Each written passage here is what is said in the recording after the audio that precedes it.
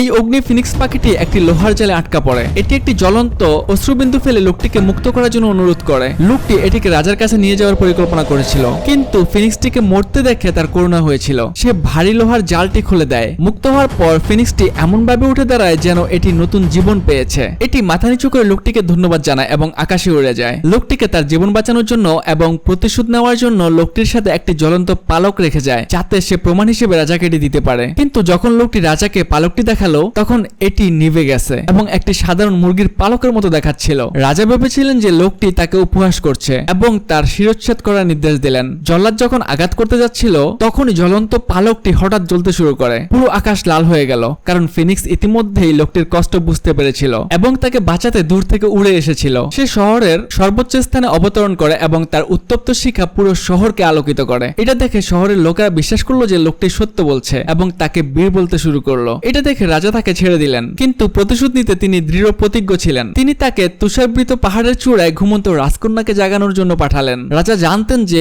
এই যাত্রা বিপজ্জনক এবং সেখান থেকে কেউ জীবিত ফিরে আসেনি, কিন্তু রাজা জানতেন না যে ইভানের কাছে এমন একটি জাদুর ওষুধ আছে যা সবকিছু করতে পারে। ওষুধের সাহায্যে তিনি দ্রুত পাহাড়ের চূড়ায় পৌঁছে গেলেন। সেখানে বরফের দরজার সামনে জ্বলন্ত পালকটি আবার জ্বলতে শুরু করে এবং বরফের দরজায় প্রবেশ করে। পরের মুহূর্তে ঘন তুষার জলে পরিণত হয়। গাদাটি পিছনে পড়ে যেতে শুরু করে, কিন্তু পাথরের ধারে আটকে যায়। ইভানের পাও বরফে জমে যায়। সে তার জুতা খুলে সাবধানে গুহার ভেতরে গেল। সেখানে সে ঘুমন্ত রাজকন্যাকে খুঁজে পেল। ফিনিক্সের পালকের সাহায্যে ইভান রাজকন্যাকে জাগিয়ে তুলল, কিন্তু যখনই সে বুঝতে পারলো যে রাজা বৃদ্ধ, সে বিয়ে করতে অস্বীকৃতি জানালো। সে বলল যে তার বর কেবল একজন যোদ্ধা বা রাজপুত্র হতে পারে। ইভানের হতাশার কারণ হলো রাজকুমারী কোনো চিন্তা না করেই পাহাড় থেকে লাফিয়ে পড়ে। ইভানও তৎক্ষণাৎ তার পেছনে লাফিয়ে পড়ে। তারপর গাধাটি সময় মতো এসে তাদের দুজনকেই বাঁচায়। শীঘ্রই ইভান রাজকন্যাকে ফিরিয়ে আনে, কিন্তু রাজকন্যা বিয়ে করতে অস্বীকৃতি জানায়। রাজকন্যা বলেছিল যে পোষণহাট আংটি পেলেই বিয়ে হবে। রাজা যখন জানতে পারলেন যে এই আংটিটি একটি হাঙরের, তখন তিনি ইভানকে ডাকলেন। পরের দিন ইভান গদিতে বসে বিশাল সমুদ্র পার হওয়ার জন্য রওনা হলেন, কিন্তু একটি সিগল তাকে আঘাত করলো